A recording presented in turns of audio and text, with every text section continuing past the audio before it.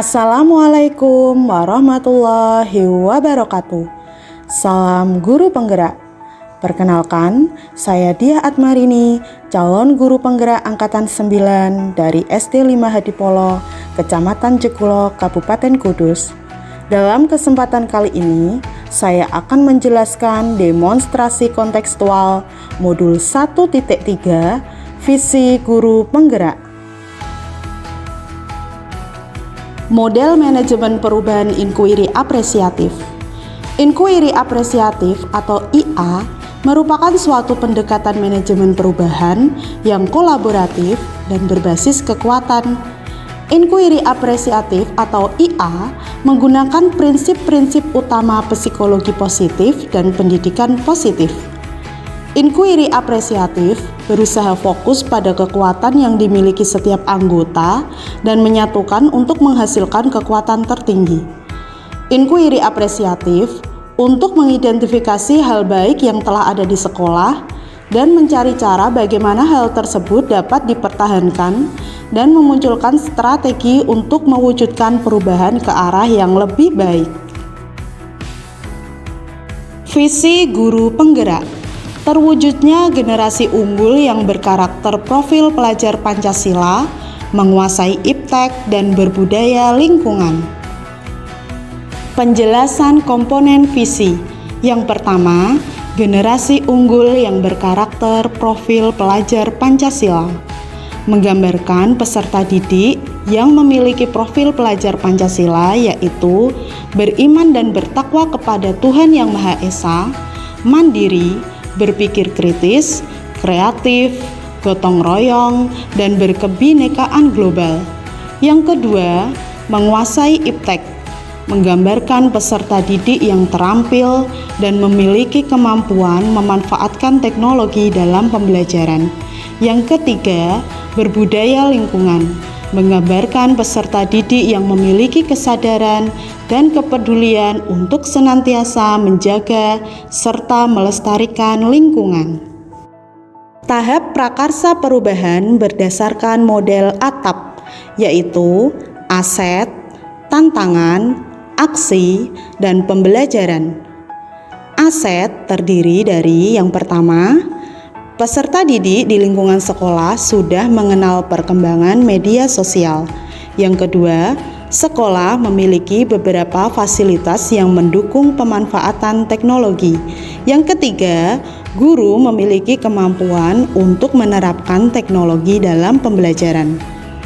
Tantangan terdiri dari yang pertama, peserta didik terbiasa mengakses informasi dengan mudah dan tidak mengenal waktu tanpa mempertimbangkan dampak negatif yang ditimbulkan.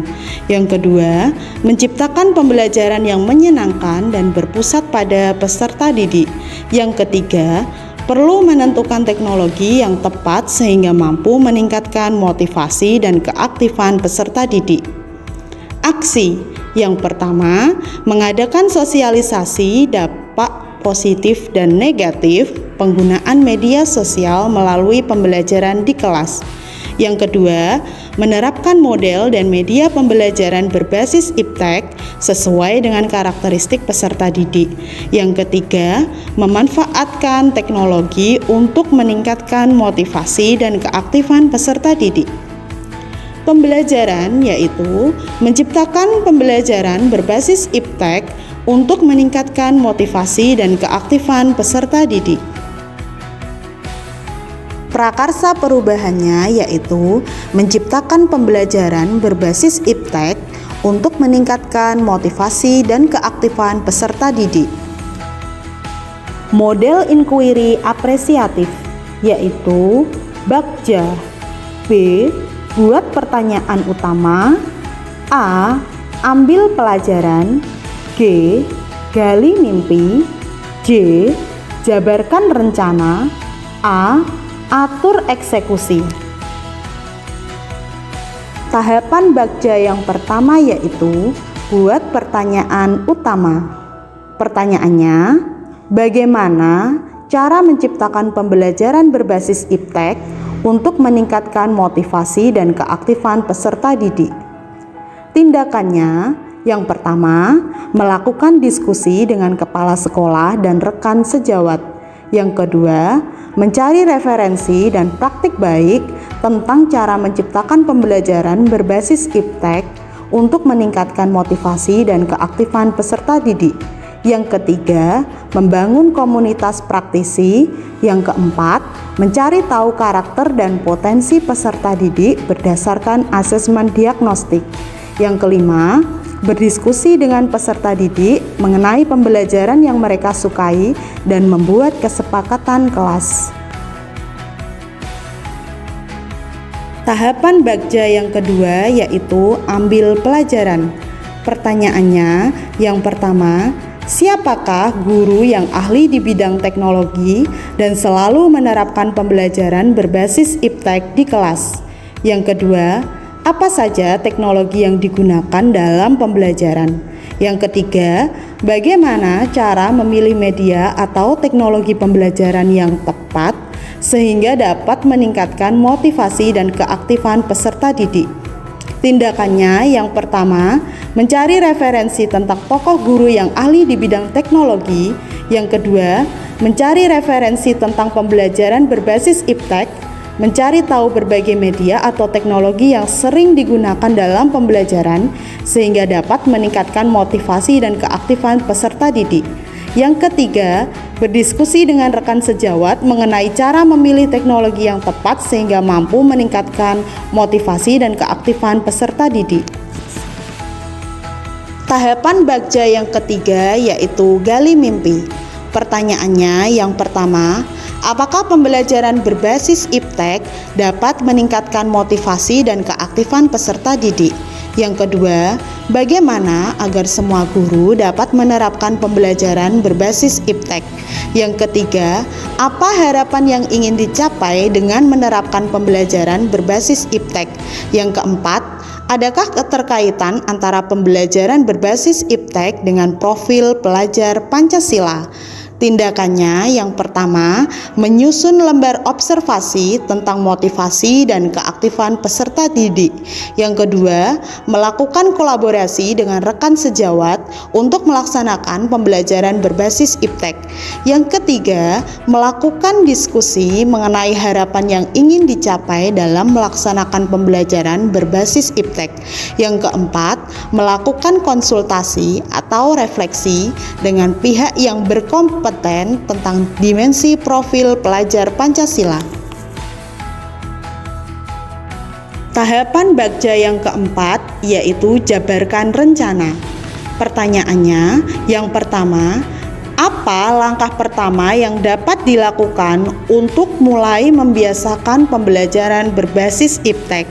Yang kedua, apa media yang dapat digunakan dalam pembelajaran berbasis iptek? Yang ketiga, bagaimana cara agar pembelajaran berbasis iptek dapat dilaksanakan secara konsisten? Yang keempat, apa saja kriteria kesuksesan dalam menciptakan pembelajaran berbasis iptek yang mampu menumbuhkan motivasi dan keaktifan peserta didik? Tindakannya yaitu yang pertama, membuat perangkat pembelajaran mulai dari modul ajar, LKPD, media pembelajaran, dan asesmen yang tepat. Yang kedua, menentukan media pembelajaran berbasis iptek yang sesuai dengan materi dan karakteristik peserta didik. Yang ketiga, melakukan kerjasama dengan rekan sejawat agar pelaksanaan pembelajaran berbasis iptek dapat dilaksanakan oleh semua kelas secara konsisten. Yang keempat, kriteria kesuksesannya ketika semua elemen dalam sekolah sudah mampu menerapkan pembelajaran berbasis iptek sehingga mampu meningkatkan motivasi dan keaktifan peserta didik. Tahapan Bagja yang kelima yaitu atur eksekusi.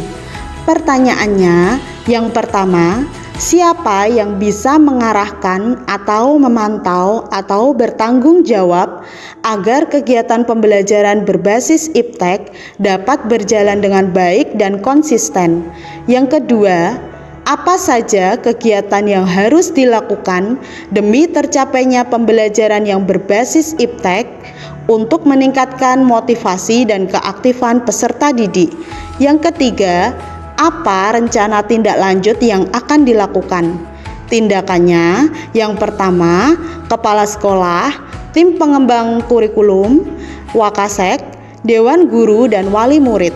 Yang kedua, menyusun SOP, mendesain pembelajaran inovatif berbasis iptek, implementasi pembelajaran, melakukan asesmen, melakukan refleksi, monitoring dan evaluasi serta mengadakan perbaikan berdasarkan monitoring evaluasi yang ada.